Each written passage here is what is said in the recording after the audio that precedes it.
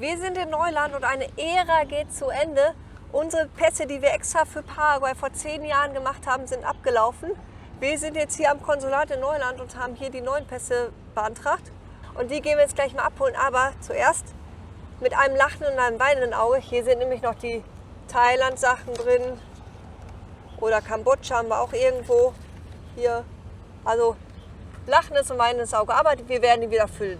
Ja, und unsere ersten Stempel von Paraguay von April 2016 müssten auch noch da drin sein. Also da sind schon viele 18. Reiseerinnerungen drin. Ja, leider hätte man noch viel mehr reisen können, aber die nächsten Pässe, die halten ja jetzt wieder 10 Jahre. Und dann schauen wir mal, wie weit wir damit kommen.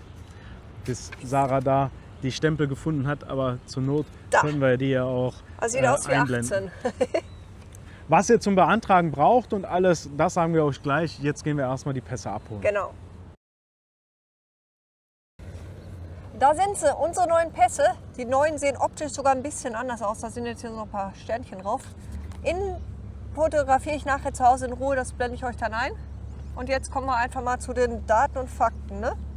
Wir blenden euch das Ganze einfach ein, aber ich werde einmal wenigstens für die Erwachsenen ab 18 Jahre die Sachen vorlesen, damit ihr mal wisst, was ihr alles braucht. 2 biometriefähige Passfotos, die konnten wir hier direkt anfertigen lassen. Den Reisepass oder den Personalausweis, ja, den hatten wir natürlich mit, der war ja zwar abgelaufen, aber höchste Zeit. Geburtsurkunden, die hatten wir noch von unserer Beantragung der Cédula. Dann den gültigen paraguayischen Personalausweis, also die Cédula auch mitbringen. Da haben die uns gesagt, die braucht man, um hier nachweisen zu können, dass das Konsulat oder die deutsche Botschaft hier zuständig sind für die Passbeantragung. Obwohl, ob das so stimmt, müsste man den Gesetzestext nochmal nachgucken. Eine Abmeldebestätigung, falls im alten Reisepass ein Wohnort in Deutschland angegeben ist. Dann Nachweis der Namensführung, falls vorhanden. Antragsformular mit Unterschrift. Das Antragsformular, das gab es hier und die Unterschrift konnten wir dann auch hier leisten. Und den Staatsangehörigkeitsausweis, falls vorhanden. Aber der ist ja in Deutschland so eine Sache, wird ja da auch gerne als Reichsbürgerausweis oder was verschrien, obwohl völliger Quatsch ist ja eigentlich ein ganz offizielles Dokument der Bundesrepublik Deutschland. Also das verstehe ich immer nicht. Aber egal, da wollen wir nicht näher drauf eingehen.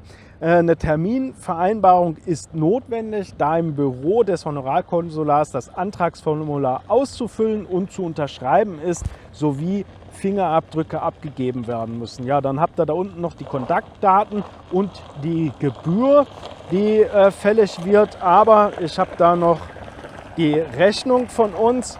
Und das ist dann genau das, was wir bezahlt haben. Da steht ja auch, in Guaraní muss das Ganze geleistet werden. Und wir haben bezahlt pro Ausweis 1.401.600 Guaraníes. Zusammen haben wir dann bezahlt 2.803.200 Guaraníes. Ja, soweit, so gut. Die Dauer hat, es hat ungefähr 3 Monate gedauert. Ziemlich genau, hatten sie auch gesagt, dauert 3 Monate, kam auch hin. Termin war innerhalb von 1-2 Tagen, glaube ich. Das ist halt hier im Chaco auch so der Anwohneranzahl bemessen, dass da jetzt wahrscheinlich schneller Termine gibt. Genau, abholen war jetzt auch gar kein Problem. Hat 5 Minuten gedauert.